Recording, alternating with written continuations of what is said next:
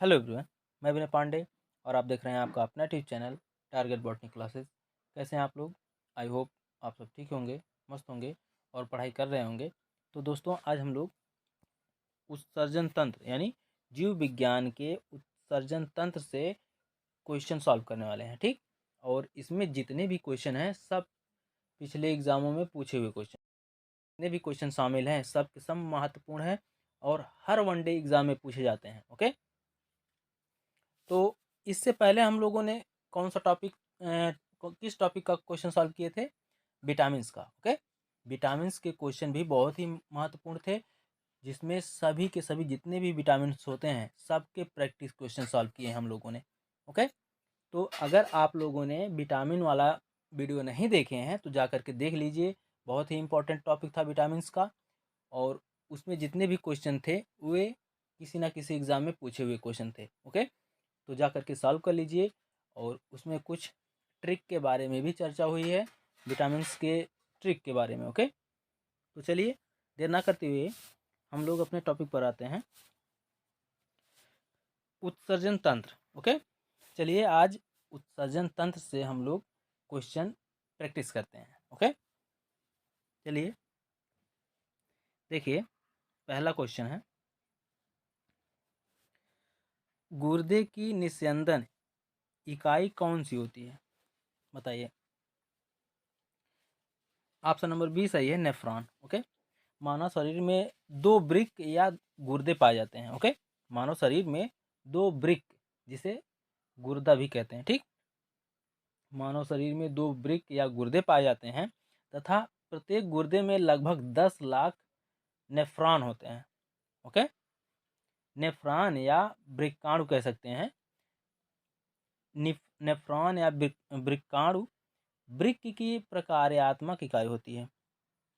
गुर्दे की कार्यात्मक इकाई के रूप में नेफ्रॉन रक्त का प्रारंभिक निस्यंदन पूर्ण करके निस्यंदन से उन पदार्थों का दोबारा अवशोषण कर लेते हैं जो शरीर के लिए उपयोगी होते हैं, ठीक है, तथा व्यर्थ यानी बेकार खराब पदार्थ को मूत्र के रूप में बाहर निकाल देते हैं। ओके, आगे देखते हैं अगला क्वेश्चन।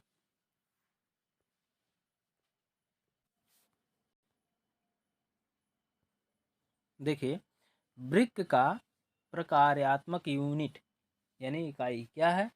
वृक्काणु यानी नेफ्रॉन। आगे देखते हैं अगला क्वेश्चन। देखिए, गुर्दे किडनी का कार्यात्मक यूनिट क्या है? ऑप्शन नंबर सी सही है, नेफ्रॉन। ओके, उत्सर्जन से इतने प्रैक्टिस करा देंगे कि जो है आप लोग भूलेंगे नहीं। सिर्फ महत्वपूर्ण क्वेश्चन को सॉल्व कराएंगे, ना कि एरू गैरू सबको इकट्ठा करके सॉल्व कराएं। ओके, ऐसा नहीं है, सिर्फ इम्पोर्टेंट क्वेश्चन को सॉल्व कराएंगे, और वो भी जो किसी ना किसी एग्जाम में पूछे हुए हैं। ओके, तो क्वेश्चन नेफ्रॉन से किस किस फॉर्म में पूछ सकता है, यानी कि कैसे क्वेश्चन एक ही रहेगा लेकिन क्वेश्चन को उलट कर पलट कर पूछ सकता है एग्जामिनर। ओके, इसलिए कोशिश हम भी किए हैं कि वैसे ही क्वेश्चन को उलट पलट कर क्वेश्चन बनाए हैं। ओके, तो देखिए आगे। देखिए, नेफ्रॉन नेफ्रॉन से जुड़े होते हैं, बताइए कौन जुड़े होते हैं? उत्सर्जी तंत्र। ओके, आगे देखते हैं।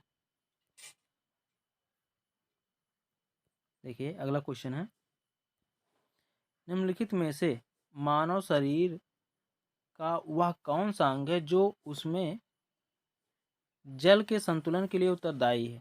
देखिए, किसका? गुर्दे के, ठीक। ऑप्शन नंबर सी सही है। गुर्दे पूरे शरीर में जल और इलेक्ट्रोलाइट्स का संतुलन बनाए रखते हैं। ओके, आगे देखते हैं। देखिए, मूत्र बनता है, किसमें बनता है भी बताओ? मूत्र बनता है किसमें बनता है? संग्राहक वाहिनियों में। ओके, ऑप्शन नंबर फर्स्ट सही है। मूत्र संग्राहक वाहिनियों में बनता है। संग्राहक वाहिनियां वृक्क का भाग होती हैं। मूत्र अम्लीय होता है, ठीक। मूत्र का हल्का पीला रंग उसमें उपस्थित यूरोक्रोम वर्णक के कारण होता है। बहुत ही इम्पोर्टेंट टॉपिक है। हमारी बात को भी ध्यानपूर्वक सुनिएगा और नोट करते हुए चलिएगा। ओके, देखिए, मूत्र का हल्का पीला रंग उसमें उपस्थित यूरोक्रोम वर्णा के कारण होता है। ठीक, क्वेश्चन आ सकता है कि मूत्र का पीला रंग क्यों होता है, तो किसके कारण होता है? यूरोक्रोम के कारण होता है। और क्वेश्चन पूछ सकता है कि मूत्र अम्लीय है या क्षारीय है, ये भी क्वेश्चन बन सकता है। तो मूत्र अम्लीय है। ओके, तो आगे देखते हैं। इसलिए कहते हैं कि जितना भी हम क्वेश्चन से रिलेटेड आंसर और एक्स्ट्रा जानकारी दें, उसको आप लोग ध्यानपूर्वक सुनिए और नोट डाउन करते हुए चलिए। ओके, आगे देखते हैं अगला क्वेश्चन। देखिए देखिए, वही आ गया ना क्वेश्चन जो अभी हमने आपको बताया। मूत्र का पीला रंग किसकी मौजूदगी के कारण होता है?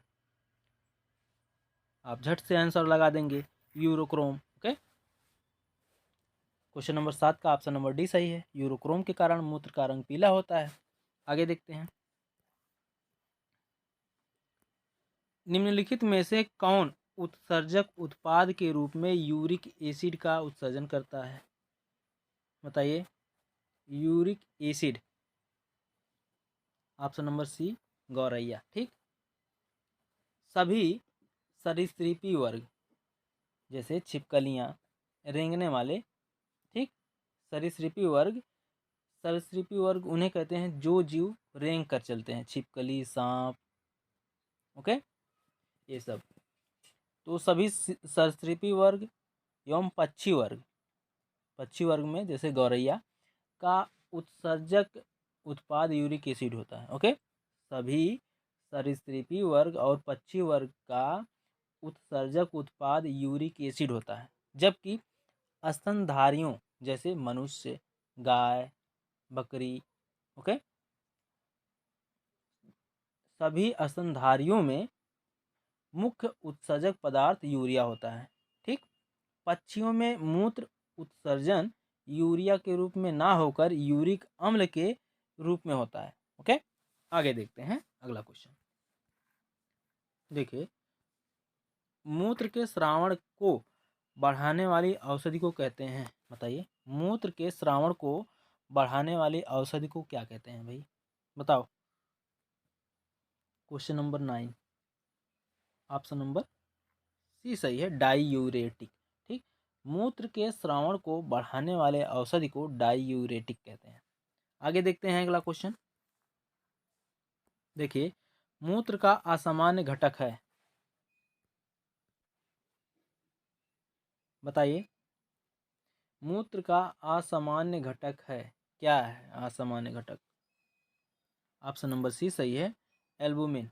ओके, सामान्य मूत्र में लगभग 95% जल होता है। ओके, सामान्य मूत्र में लगभग 95% जल होता है और 2% लवण होता है, जैसे सोडियम, पोटेशियम, क्लोरीन व SO4 निगेटिव। ओके, और 2.6% 2.6% यूरिया और 0.3% यूरिक एसिड तथा क्रिएटिनिन होती है। ओके, इसका रंग मूत्र का रंग जो है यूरोक्रोम के कारण पीला होता है। इसका पीएच मान इंपॉर्टेंट है। मूत्र का पीएच मान जो होता है 6 होता है। मूत्र का पीएच मान बराबर 6। ओके, मूत्र में एल्बुमिन नहीं होता है, इसकी उपस्थिति को एल्बुनीरिया कहते हैं। ठीक, अगर मूत्र में एल्बुमिन उपस्थित है तो उसकी उपस्थिति को एल्बुनीरिया कहते हैं, जबकि मूत्र में एल्बुमिन उपस्थित नहीं होता। ओके, आगे देखते हैं अगला क्वेश्चन। देखिए, अगला क्वेश्चन है, निम्नलिखित में से कौन सा घटक मूत्र का असामान्य घटक है? बताइए, कौन सा ऑप्शन सही है? ऑप्शन नंबर डी सही है, कीटोन निकाय। ओके, कीटोन निकाय वसीय अम्लों द्वारा उत्पन्न जल में घुलनशील एक उच्च ऊर्जा यौगिक होता है। यह मूत्र का असामान्य घटक है। ओके, आगे देखते हैं अगला क्वेश्चन। देखिए, भ्रूण की अपरा कोशिका, ठीक, भ्रूण की अपरा कोशिका किसमें सहायक होती है? बताइए। ऑप्शन नंबर फर्स्ट सही है, उत्सर्जन में। भ्रूण की अपरा कोशिका, ओके, या फिर उसे अंग्रेजी में कहते हैं एलाटो एलांटोइस, ठीक, अपरा कोशिका को एलांटोइस कहते हैं। भ्रूण की अपरा कोशिका मुख्यतः उस उत्सर्जन में सहायक होती है या भ्रूण में उपापचय यानी मेटाबॉलिज्म से उत्पन्न CO2, यूरिया आदि अपशिष्ट पदार्थों का उत्सर्जन करता है। कौन? अपरा कोशिका। ओके, आगे देखते हैं अगला क्वेश्चन। निम्नलिखित में से वह अंग कौन सा है जिससे पानी, वसा तथा विभिन्न अपचय यानी कैटाबोलिक अपशिष्ट उत्सर्जित होते रहते हैं? बताइए। क्वेश्चन नंबर 13 है। ऑप्शन नंबर फर्स्ट सही है, वृक्क से। ओके, मनुष्य में प्राय 2 वृक्क गहरे लाल रंग के सेम के बीज के आकार के होते हैं। ओके, इसका प्रमुख कार्य अपशिष्ट पदार्थों को उत्सर्जित करना, इसके अलावा अन्य कार्य जैसे समस्थैतिकता, पीएच मान का नियमन इत्यादि है। ओके, आगे देखते हैं। देखिए, निम्नलिखित में से कौन सा प्रोटीन नाखूनों में पाया जाता है? बताइए, नाखूनों में कौन सा प्रोटीन पाया जाता है? ऑप्शन नंबर फर्स्ट सही है, केराटिन प्रोटीन। ओके, केराटिन एक रेशेदार प्रोटीन है। यह प्रोटीन बाल, नाखूनों, सींगों, ऊन इत्यादि में पाया जाता है। आगे देखते हैं अगला क्वेश्चन। हेमिकार्डेटा में उत्सर्जन किसके द्वारा होता है? बताइए, हेमिकार्डेटा में उत्सर्जन किसके द्वारा होता है? ऑप्शन नंबर फर्स्ट सही है, कोशिका गुच्छ के द्वारा। ओके, संघ हेमिकार्डेटा के अंतर्गत आने वाले जीव समुद्री होते हैं। इसमें उत्सर्जन कोशिका गुच्छ या ग्लोमेरुलस, ठीक, ग्लोमेरुलस के द्वारा होता है, जो कि रुधिर वाहिनियों से जुड़े होते हैं। आगे देखते हैं। देखिए, निम्नलिखित में से किसका हृदय सिरायुक्त होता है? बताइए, किसका हृदय सिरायुक्त होता है? बताइए। ऑप्शन नंबर सी सही है, मछली का। ठीक, मछली में 2 कक्षों का हृदय होता है जो रक्त को गिल में पंप करता है और वहां से रक्त से शरीर में जाता है। मछली का हृदय सिरायुक्त होता है क्योंकि इसमें केवल ऑक्सीजन रहित रक्त होता है। ओके, आगे देखते हैं अगला क्वेश्चन। देखिए, सामान्य संभु यानी सामान्य मसल्स का वसा एक लिसलिसे पदार्थ का स्राव करता है। ओके, जिसका हृदय प्रत्यारोपण में प्रयोग किया जा सकता है। इस पदार्थ में मौजूद यह विलक्षण रासायनिक यौगिक क्या है? बताइए। क्वेश्चन नंबर 17 है। ऑप्शन नंबर डी सही है,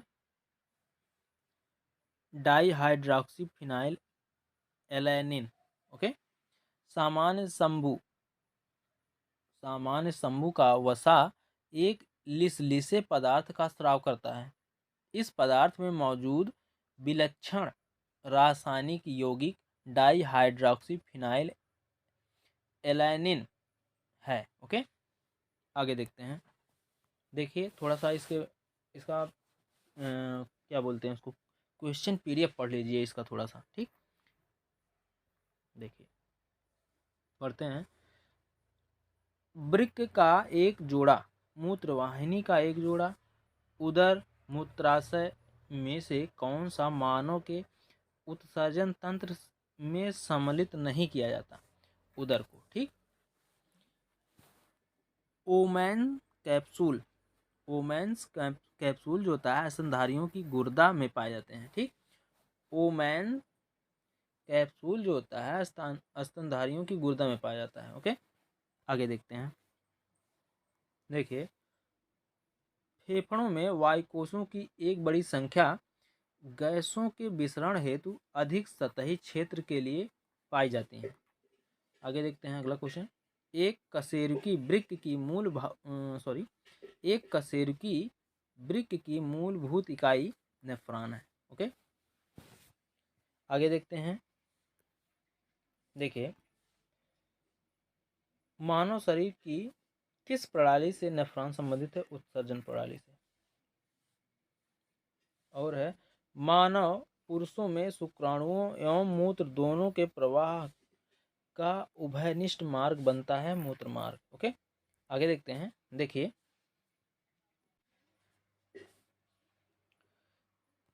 देखिए आगे, शुक्रवाहिनी के मार्ग से होते हुए शुक्राणुओं में कौन सी ग्रंथियां स्राव डालती हैं? प्रोस्टेट शुक्राशय। ओके,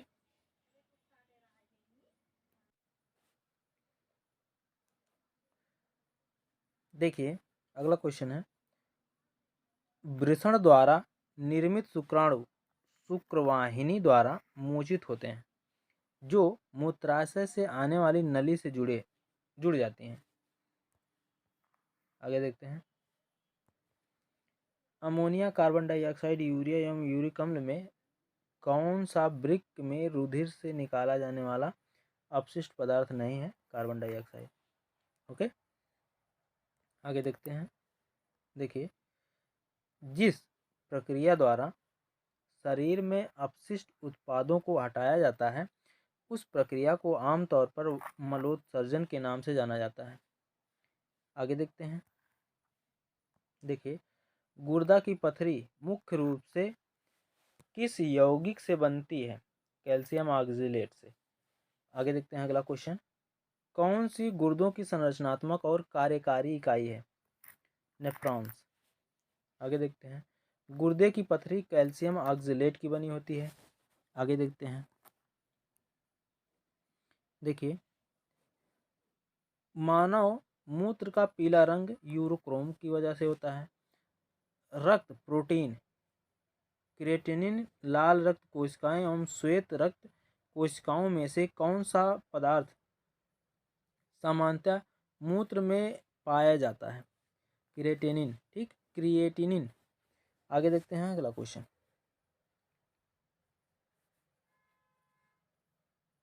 देखिए, क्वेश्चन है कंकाल तंत्र। ठीक, हम लोग अब प्रैक्टिस करेंगे कंकाल तंत्र से।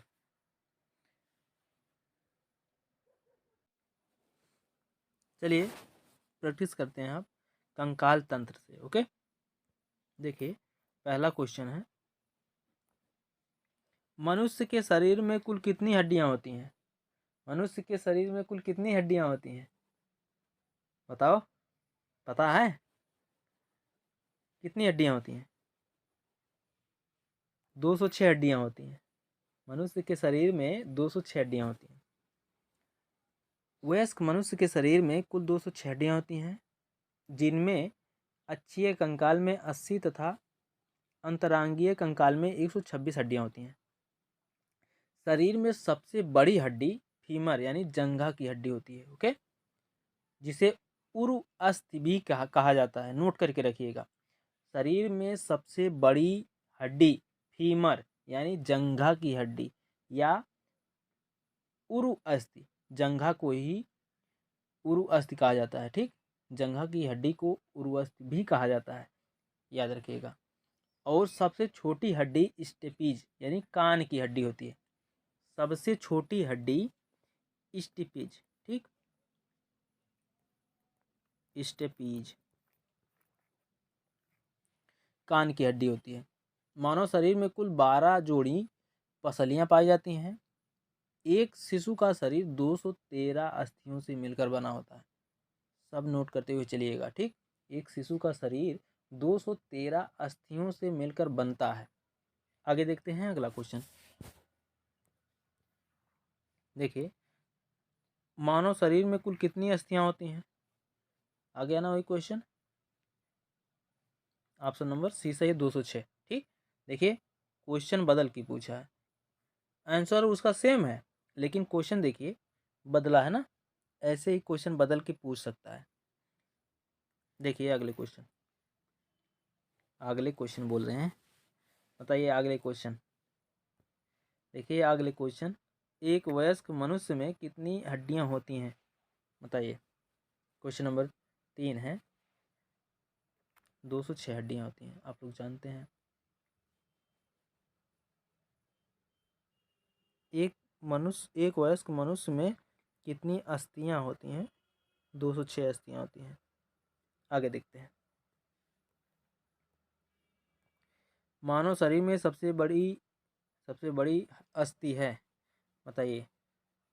देखिए यहाँ पर जंघा नहीं दिया है, जंघा की हड्डी, फीमर की हड्डी, दूसरा नाम दिया है उरु अस्थि। ओके, ऑप्शन नंबर सी सही है, उरु अस्थि। इसलिए कहते हैं सभी नामों को जानते रहिए और नोट करते हुए चलिएगा। देखिए मानव शरीर में सबसे लंबी अस्थि है, कौन सी है? क्वेश्चन रिपीट हो गया क्या भाई? क्वेश्चन रिपीट हो गया है, चलिए कोई बात नहीं। ऑप्शन नंबर सी सही है, उरु अस्थि। आगे देखते हैं। देखिए रकाब यानी स्टपीज, देखिए कान की सबसे छोटी हड्डी कौन सी होती है? स्टपीज। और स्टपीज को और किस नाम से जानते हैं? रकाब। ओके, देखिए एक नया वर्ड आया, रकाब। स्टेप एग्जाम में क्वेश्चन स्टपीज ना पूछ करके रकाब पूछ सकता है, तो दोनों नाम याद रखिएगा। रकाब यानी स्टपीज हड्डी मानव शरीर में कहाँ पाई जाती है? कान में पाई जाती है। ऑप्शन नंबर सी सही है। ठीक, मानव शरीर की सबसे छोटी हड्डी स्टपीज है जो कान में पाई जाती है। कान में कुल 6 हड्डियां पाई जाती हैं, जिसमें मैलियस, इनकस एवं स्टपीज की एक एक जोड़ी हड्डियां होती हैं। यह छोटी हड्डियां हैं जिन्हें श्रवणात्मक यानी सुनने में या फिर कान की हड्डियां कहते हैं इसे। ठीक, आगे देखिए अगला क्वेश्चन। मानव की पसलियां डाट डाट के साथ जुड़ी होती हैं, बताइए। मानव की पसलियां किससे जुड़ी होती हैं? ऑप्शन नंबर सी सही है, स्टर्न। ठीक, स्टर्न में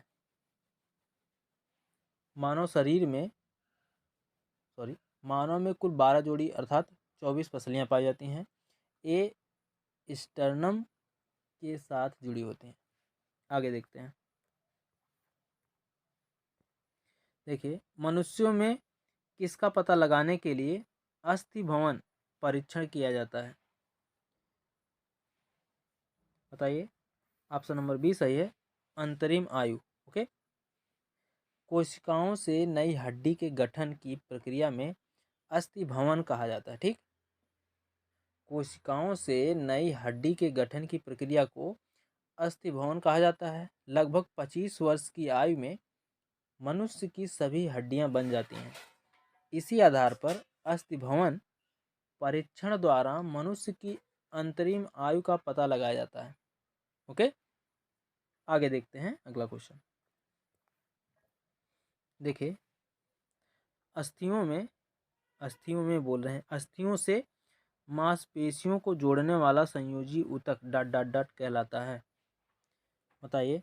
अस्थियों से मांसपेशियों को जोड़ने वाला संयोजी ऊतक क्या कहलाता है? कंडरा। ऑप्शन नंबर ए सही है, अस्थियों को मांसपेशियों से जोड़ने वाला संयोजी ऊतक कंडरा कहलाता है।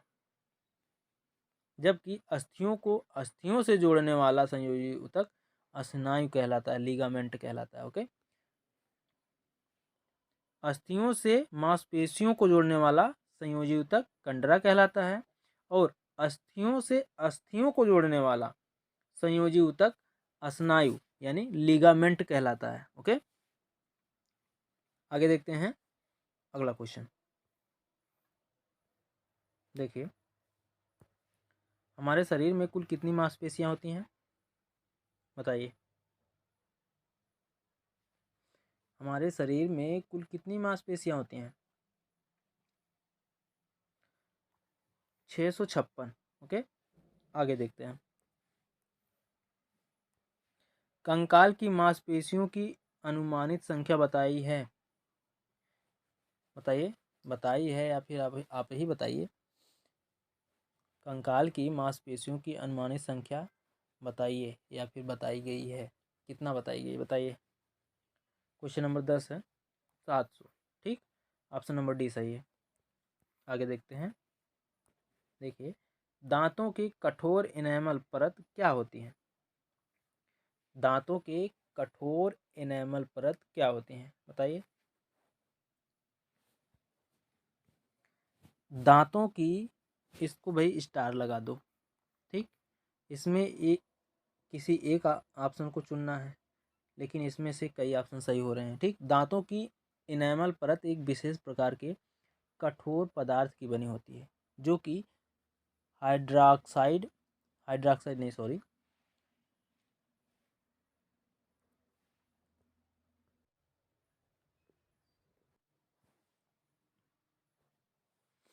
देखिए, दांतों की कठोर इनेमल परत क्या होती है बताइए।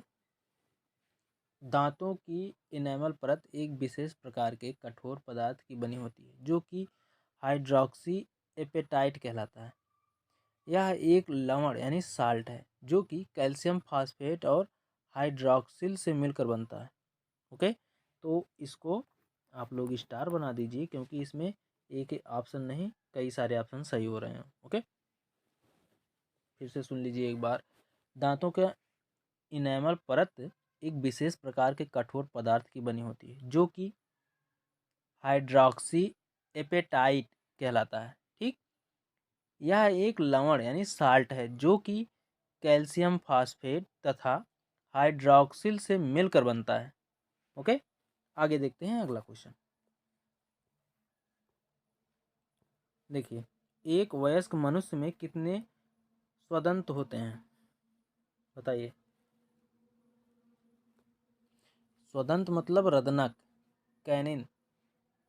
ठीक, रदनक दांत का नाम सुने हैं ना, रदनक, जिसे कैनिन हम लोग कहते हैं। ठीक, एक एक वयस्क मनुष्य में कितने रदनक दांत होते हैं बताइए। ऑप्शन नंबर 4 सही है, डी। डी सही है, 4।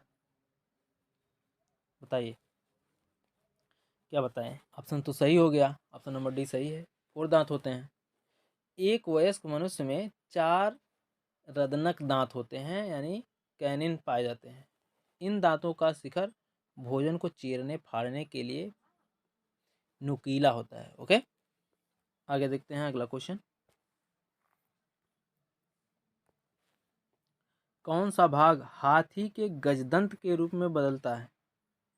कौन सा भाग हाथी के गजदंत के रूप में बदलता है बताइए। ऑप्शन नंबर सी सही, दूसरा कृंतक। ओके, हाथी के ऊपरी जबड़े के 2 कृंतक जीवन भर वृद्धि करते रहते हैं और बड़े एवं लंबे गजदंत के रूप में बदल जाते हैं।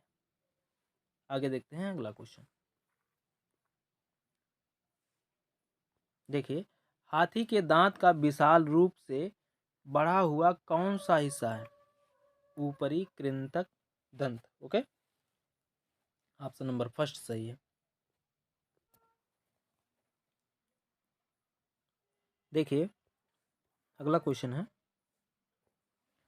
औसत मानव मस्तिष्क का वजन होता है। एक औसत मानव मस्तिष्क का वजन लगभग कितना होता है भाई बताओ। ऑप्शन नंबर सेकंड सही है, 1.36 kg। ओके, आगे देखते हैं अगला क्वेश्चन। किसी पेशी में संकुचनशील प्रोटीन होते हैं। क्या होते हैं भाई संकुचनशील प्रोटीन? ऑप्शन नंबर फर्स्ट सही है, एक्टिन और मायोसिन। ओके, एक्टिन और मायोसिन पेशी में संकुचनशील प्रोटीन होते हैं। यह पेशियों को सिकोड़कर शरीर एवं अंगों को गति प्रदान करते हैं। कौन?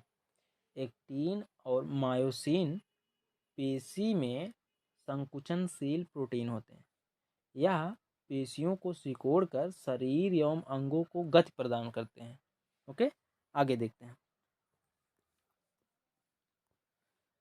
निम्न में से किस कशेरुकी में वही कंकाल नहीं होता है? बताइए। ऑप्शन नंबर फर्स्ट सही है, एम्फीबिया उभयचर में। ओके, वही कंकाल वे रचनाएं होती हैं जो त्वचा की बाहरी सतह पर स्थित रहती हैं और इसी को सुदृढ़ बनाने का काम करती हैं, जैसे मछलियां एवं सरीसृपों की सल्कें, पक्षियों एवं स्तनियों के पंजे इत्यादि।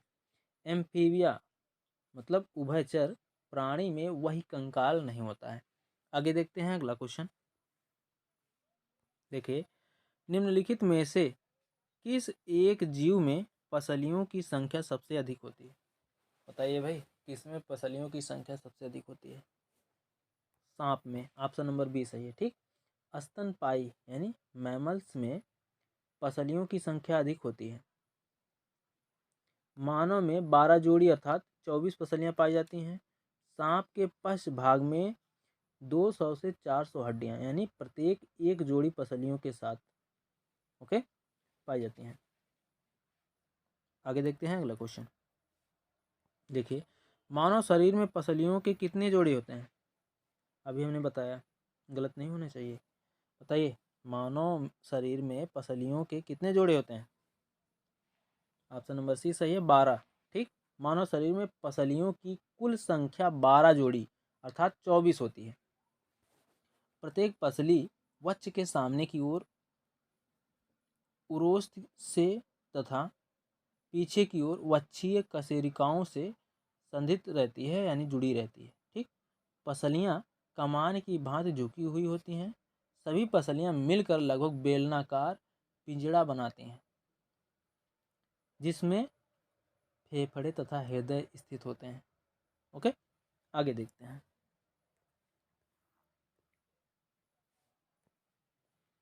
ओडोंटोलॉजी विज्ञान की एक शाखा है। उसका संबंध किसके अध्ययन से है? बताइए, उसका संबंध किसके साथ है या किसके अध्ययन से है? बताइए। ऑप्शन नंबर सी सही है, दांत। ठीक, ओडोंटोलॉजी विज्ञान की एक शाखा है जो दांतों, उनकी संरचना और विकास तथा उनकी बीमारियों से संबंधित है। ओके, आगे देखते हैं अगला क्वेश्चन। देखिए, अकल दाढ़। ठीक, अकल दाढ़ दंत इनमें से कौन सा है? तीसरी दाढ़ होती है। ओके, अकल दाढ़ तीसरी दाढ़ होती है। अकल दाढ़ यानी तीसरी दाढ़ उन दांतों के नाम हैं जो आखिरी में निकलते हैं। अधिकतर लोगों को 4 अकल दाढ़ होते हैं। एक बार फिर से सुन लीजिए, अकल दाढ़ या तीसरी दाढ़ उन दांतों के नाम हैं जो आखिरी में निकलते हैं। अधिकतर लोगों को 4 अकल दाढ़ होती हैं। आगे देखते हैं अगला क्वेश्चन। ऑस्टियोसाइट पाए जाते हैं। बताइए, ऑस्टियोसाइट किसमें पाए जाते हैं? ऑप्शन नंबर फर्स्ट सही है, अस्थियों में। ओके, ऑस्टियोसाइट अस्थि में, कॉन्ड्रोसाइट उपास्थि में तथा थ्राम्बोसाइट रुधिर में पाया जाता है। ओके, एक बार फिर से सुन लीजिए। ठीक, ऑस्टियोसाइट लिख दे रहे हैं, देखते जाइए आप लोग। ऑस्ट्रियोसाइट,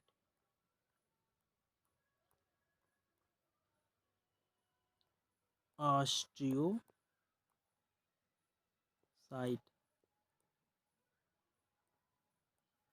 ऑस्ट्रियोसाइट किसमें पाया जाता है? अस्थि में। ओके, रुधिर में, रुधिर में कौन सा पाया जाता है? थ्राम्बोसाइट।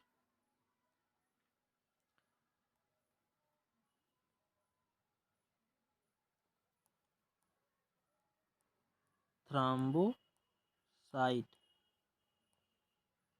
ओके, रुधिर में थ्राम्बोसाइट और उपास्थि में, उपास्थि में कॉन्ड्रोसाइट।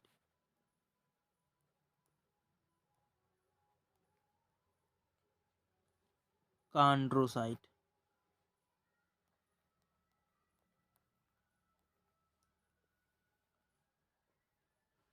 उपास्थि में कॉन्ड्रोसाइट पाया जाता है। ओके, आगे देखते हैं अगला क्वेश्चन। देखिए, मानव हड्डी का मुख्य घटक क्या है? बताइए, मानव हड्डी का मुख्य घटक क्या है? ऑप्शन नंबर बी सही है, कैल्शियम। ठीक, मानव हड्डी का मुख्य घटक कैल्शियम है, जो हड्डियों की संरचना तथा मजबूती प्रदान करने में सहायक खनिज है। कैल्शियम फास्फेट नामक लवण मानव हड्डियों में सर्वाधिक मात्रा में पाया जाता है। आगे देखते हैं अगला क्वेश्चन। जानुफलक, वाह बहुत अच्छा क्वेश्चन आया भाई। जानुफलक का दूसरा नाम है, बताइए क्या है भाई? जानुफलक का दूसरा नाम, ऑप्शन नंबर बी सही है, जान्विक या पट्टेला।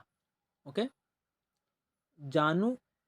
जानुफलक का दूसरा नाम जान्विक पट्टेला है, जो प्रत्येक घुटने पर आगे की ओर स्थित एक छोटी त्रिकोणाकार सी हड्डी होती है, जो एक कंडरा में कैल्सीकरण के कारण बनती है। ऐसी हड्डी को सिस्मॉइड हड्डी कहते हैं। यह घुटने की संधि की सुरक्षा करती है और घुटने के मुड़ने में सहायता करती है।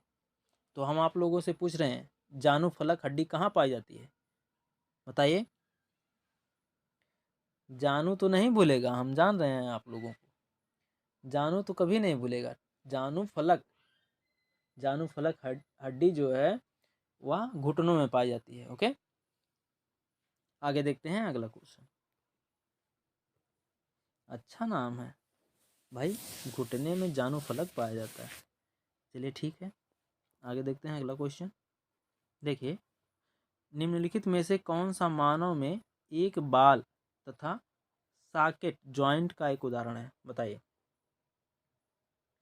निम्नलिखित में से कौन सा मानव में एक बाल तथा सॉकेट जॉइंट का एक उदाहरण है? क्वेश्चन नंबर 25 है, बताइए। कमर का जोड़। ओके, ऑप्शन नंबर बी सही है। कंदुक खल्लिका, ठीक, बाल तथा सॉकेट जॉइंट।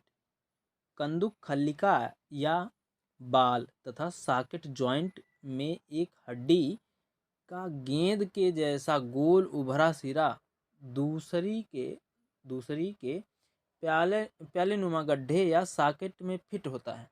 फिर से सुन लीजिए, कंदुक खल्लिका या बाल तथा सॉकेट जॉइंट में एक हड्डी का गेंद जैसा गोल उभरा सिरा दूसरे के प्याले नुमा हड्डी या सॉकेट में फिट होता है। उभरे सिरे वाले हड्डी चारों ओर घूम सकती है। ठीक, उभरे सिरे वाले हड्डी चारों ओर घूम सकती है। मेखलाओं के साथ पादों की संधियां ऐसी भी होती हैं। कंधे तथा कमर का जोड़ इसके प्रमुख उदाहरण है। ओके, कंदुक खल्लिका या बाल सॉकेट जॉइंट, ये जो इसके उदाहरण हैं कंधे तथा कमर का जोड़। ओके, आगे देखते हैं अगला क्वेश्चन। देखिए, घुटनों का जोड़ डॉट डॉट डॉट होता है। क्या होता है भाई? घुटनों का जोड़ कोर संधि, ऑप्शन नंबर बी सही है। घुटनों का जोड़ कब्जा संधि या कोर संधि का उदाहरण है। देखिए अगला, सिग्मा रूपी बृहदांत किसका भाग है? बृहदांत मतलब बड़ी आंत। ओके, हम तो आपको बता ही दिए आंसर ही सीधे। बताइए, ऑप्शन नंबर फर्स्ट सही है, बड़ी आंत। ठीक, सिग्मा रूपी बृहदांत, बृहदांत मतलब बड़ी आंत, क्षुद्रांत मतलब इलियम यानी छोटी आंत। तो क्वेश्चन के अकॉर्डिंग आपका ऑप्शन नंबर फर्स्ट सही है। आगे देखते हैं। देखिए अगला क्वेश्चन है, महारंध्र जो एक द्वारक है कहाँ होता है? बताइए, महारंध्र जो एक द्वारक है कहाँ पर होता है? कपाल में होता है। ऑप्शन नंबर डी सही है। महारंध्र जो एक द्वारक है कपाल में होता है। ओके। तो दोस्तों वीडियो कैसी लगी कमेंट करके ज़रूर बताइएगा और शेयर भी कर दिया करिए। और अगर आप हमारे चैनल को सब्सक्राइब नहीं किए हैं तो चैनल को सब्सक्राइब कर लीजिए। मिलते हैं नेक्स्ट वीडियो में, तब तक के लिए जय हिंद, जय भारत, वंदे मातरम।